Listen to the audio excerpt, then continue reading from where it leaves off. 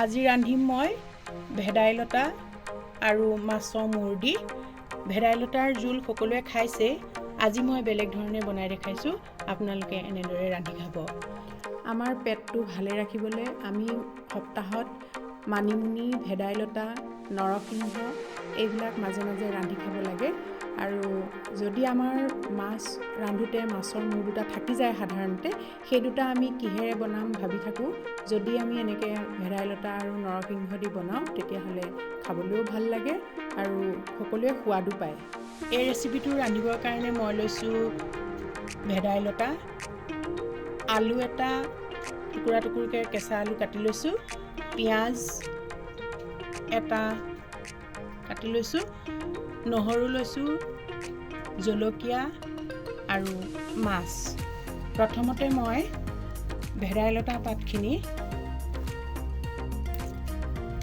কুমলীয়া পাত লৈছোঁ, মিক্সিৰ বাতিটোত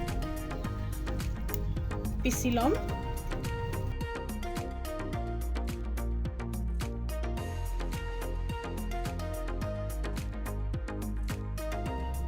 ভেদাইলতাখিনি টুকুৰা টুকুৰ কৰি জাৰটোত দিছোঁ।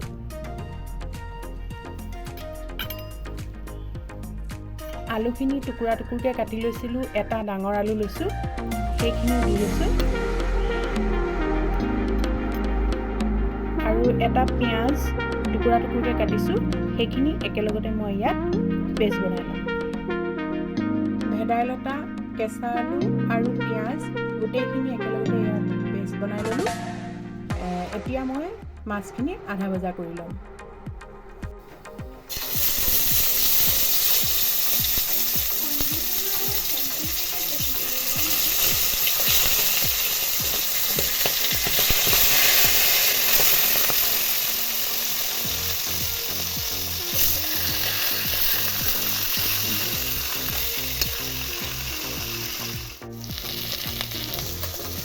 মাছকেইপিচ আধা ভজা হৈ গ'ল, এতিয়া মই এইখিনি কাঢ়ি লৈছোঁ।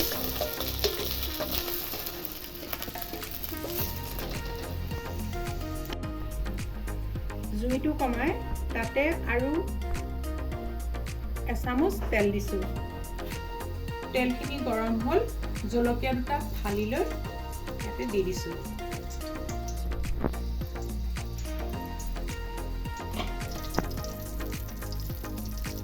কেঁচা জলকীয়া দুটা দিয়াৰ পাছত নহৰু 7-8টামান লৈছিলোঁ, সেইখিনি গৰম তেলতে অকণমান ভাজি ল'ম।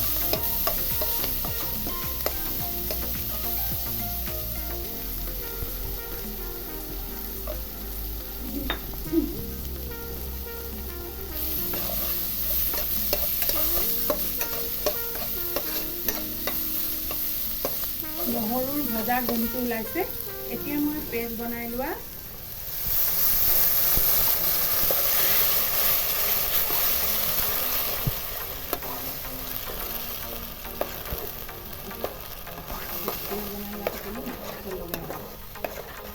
সেইখিনি ঢালি দি ইয়াতে এতিয়া অলপ সময় লৰাম।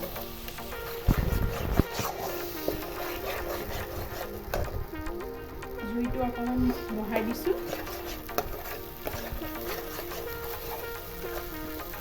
গোটেইখিনি ধুনীয়াকৈ লৰাই থাকিম।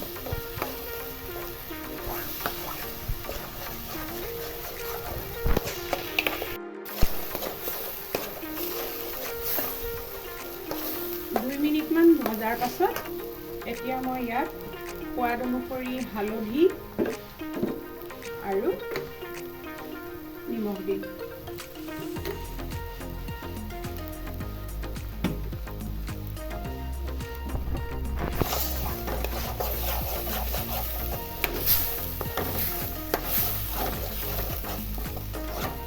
ভেদাইলতাৰ লগত আপোনালোকে নৰসিংহ মিলাই ল'ব পাৰে দেই, নৰসিংহ মিলাই দিলেও খাবলৈ ভাল হয়।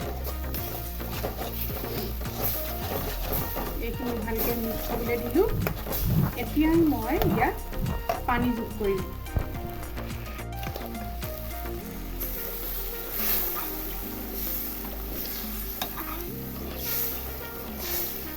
জোখমতে পানী দি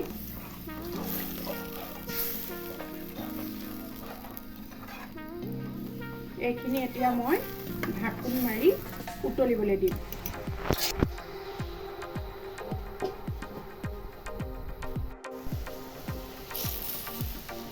এইখিনি খুব ধুনীয়াকৈ উতলিলে আলু দি থৈছোঁ, সেইকাৰণে হেতাখনে তলটো অকণমান লৰাই দিব লাগিব যাতে আলুবোৰ লাগি নাযায়।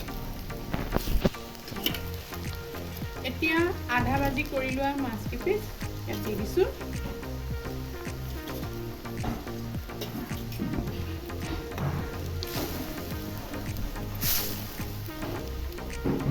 ঢাকোন মাৰি 5 মিনিটমান সময় উতলিবলৈ দিম। এয়া 10-15 মিনিটমানৰ উতলাৰ পাছত এতিয়া খুব ধুনীয়াকৈ এইখিনি ডাঠ হৈ গ'ল। মই শেষত এচামুচ জালুক লৈছোঁ, সেইখিনি ইয়াত ঢালি দিছোঁ। আলু হেতাখনে মিলাই লৈ গেছটো অফ কৰি দিলোঁ। এয়া মোৰ ভেদাইলতা আঞ্জা সম্পূৰ্ণ হ'ল। পাত্ৰত কাঢ়ি ল'লোঁ এইখিনি ধুনীয়াকৈ।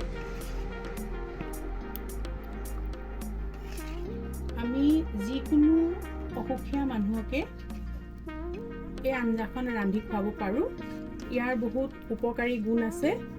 আপোনালোকে এনেদৰে কোনোবা ৰোগীয়া মানুহক ৰান্ধি খুৱাব পাৰে। আজি মোৰ ৰেচিপিটো চাই কেনেকুৱা পালে?